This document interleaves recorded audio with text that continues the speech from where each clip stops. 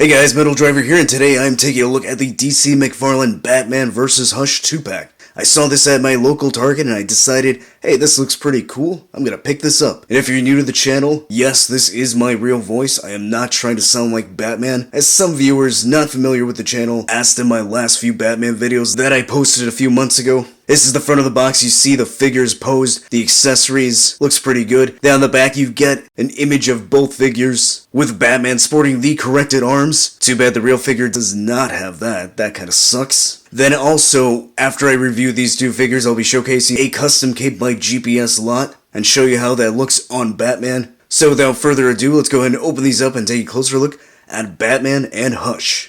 Alright, and here we have Batman and Hush out of the packaging, but before we take a look at these figures that look like they're gonna fall over, let's look at those accessories that they come with.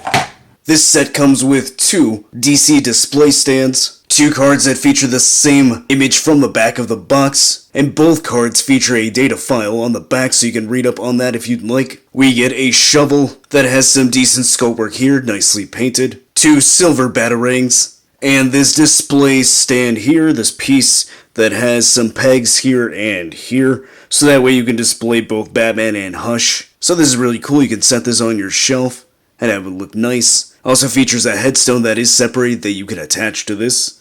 Says, "Here lies Jason Todd," some nice detail on that. Then looking at the head sculpt on Hush. This is sculpted really well. You can see the bandages wrapped around the figure, sculpted nicely. He's got a screaming expression. This is different from the standard release, which has a different head scan. Paint looks good all the way around. The teeth, the mouth, eyes look good. Does appear that there is some dry brushing on the bandages, so it's not just one solid color.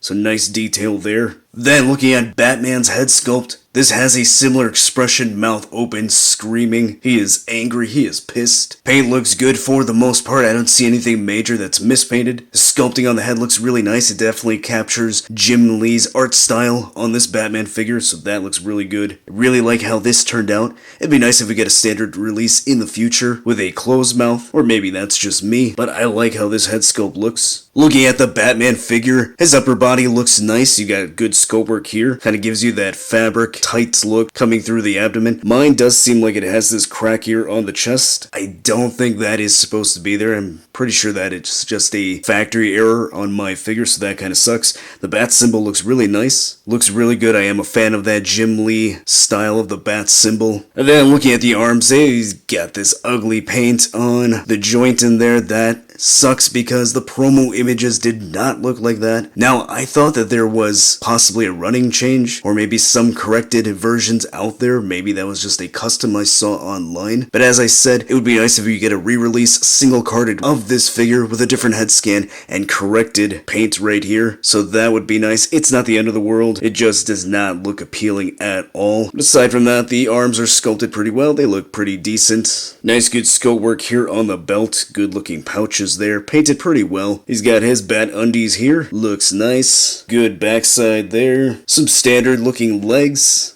They look pretty decent. Nice looking boots there, so a good likeness to that Jim Lee style of Batman. Then take a look at the plastic cape, sculpted nicely. Some good details here. It's not just flowing down, it's got a little bit of a pose right here. So that looks nice. Not a bad looking plastic cape, although I am going to rip this out, show you the GPSLOT cape that I'm going to use on that to make this Batman figure look better than what it looks like now. So, not a bad looking plastic cape, but a soft goods one with wires is always better. Alright, looking at Hush, pretty much the entire body is covered by this coat that's over the figure. You do get some details on the torso underneath, so I'm sure if you rip this open, cut this down, you could reveal the torso of the figure. I'm not going to do that with this, but if you want to, go right ahead, knock yourself out. But there is nice detail on the sleeves and the rest of the coat. Good sculpt work all the way around. It's pretty much just one solid color. I do not see much shading, or maybe there is, I don't know. I can't tell if that's actual shading or if it's just natural shadows. Either way, I do like how it's sculpted, looks really nice. Got the collar popped here. Then pushing the coattails up, you see the sculpt work on the legs, looks pretty nice, pretty decent, pretty good. Solid sculpt work on the boots and the knee. So overall, not a bad looking figure, especially for something at a price point of $40 when you get both figures in one set. Now this coat is probably going to hinder some of that articulation here, but that's to be expected. Then speaking of the articulation on both figures, Hush has a ball joint at the head, so good rotation all the way around. There's a ball joint at Batman's neck. Shoulders go that high up, they rotate all the way around, biceps swivel, double jointed elbows, swivel, and a hinge at the wrist. Butterfly joint there, even though it's hidden by the coat. Butterfly joints stiff on Batman, gonna need to loosen that up. At the upper diaphragm and near the waist, I do believe it's there with Hush. It's kinda hard to tell, but I do feel it there. The jacket does limit the range of motion. Legs go that far out, that high up, again limited by the coat. There is some slight inner rotation at the thigh, double jointed knees, rotation at the ankles, hinge as well, allows up and down movement. The ankles have an ankle pivot and toe articulation. Then taking a look at the GPSLOT cape, it has a large, beautiful spread. You can see where the wires are located going down the points of the cape. Now this specific cape is the Arkham Asylum cape. I purchased this several months ago, and personally I would not buy this specific cape for the Hush Batman.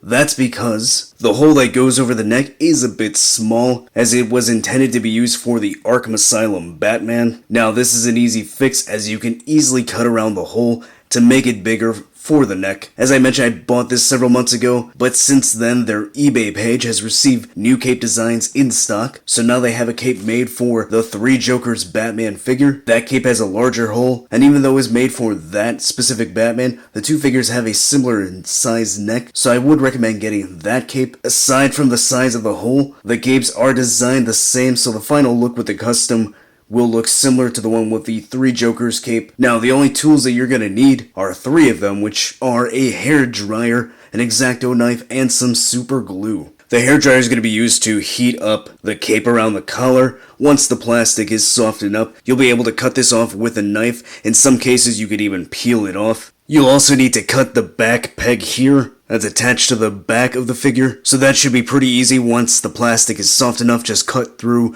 with the X-Acto knife. You will then glue around the front and back of the neck area, as seen in the photo in their eBay listing of the Three Jokers Batman cape. Place it over the figure, let it dry for a few minutes, and then it should be good. So I'm going to go ahead and do that with this Batman and this cape, and show you how that final product looks. Alright, so a couple corrections I want to make before I showcase the cape, how it looks on the Batman. Number one, I actually did not need to use the X-Acto knife. When I heated up the cape, it just peeled right off. The only part that gave me a little bit of a struggle was this part right here. The other thing is, I said that you probably should get that Three Jokers Batman cape because of the bigger neck hole. Well, this one is the Arkham Asylum one, has the smaller neck hole, and it actually fits right over the neck peg here, so I did not need to cut that. In fact, here is the neck of Hush Batman. I'm just gonna pop it right back in. Alright, so here's the new Mcfarlane Toys Hush Batman with the GPSLOT custom cape. And as I mentioned before, I did not have to use the X-Acto knife. The plastic cape just kind of peeled off on its own with not that much force. And then with this cape, I didn't need to cut the hole any bigger. It fit over the peg really well. And then the head sculpt with the neck attached, I was able to pop it back on, and I didn't have to use any kind of glue. So the only tool you actually need is a hair dryer, so that's actually really nice. Makes this custom job really easy that anyone can do, and it makes the figure look a whole lot better. As you can see by the photos that I took with the cape posed in different positions, the wires really make it look much more dynamic. So I'm not being sponsored by GPSLOT. I bought many capes from their eBay page over the years. I really like their work. So the Arkham Asylum cape works perfectly. Could still use that Three Jokers cape. The neck hole is bigger, so for that one you'd probably have to glue it. Unfortunately, the Arkham Asylum design is sold out on their page, but gluing it should be really easy. As the picture shows, all you gotta do is just glue around the neck and it should be fine. Either way, a custom cape is gonna make the figure look a whole lot better. Alright, so what are my final thoughts on this Mcfarlane Toys 2-pack? I think both figures look great. The standard default Batman with that plastic cape still looks good. The set is about roughly 40 bucks, so you're spending about 20 on each figure. So I certainly think they're worth getting. This is a nice Batman despite the mispainted elbows. It's still a solid looking Batman based off a iconic look from an iconic storyline. Now, I personally would highly recommend getting this GPSLOT cape. Unfortunately, as I said, the Arkham Asylum one is sold out. I didn't think that this one would work so well, so it's kind of unfortunate I couldn't have showed you how the Three Jokers cape looks like on this figure. But again, both capes are exactly the same in design. The only difference is the neck hole. You'll most likely end up using glue for that one. Either way, the end result should look the same as this Batman figure.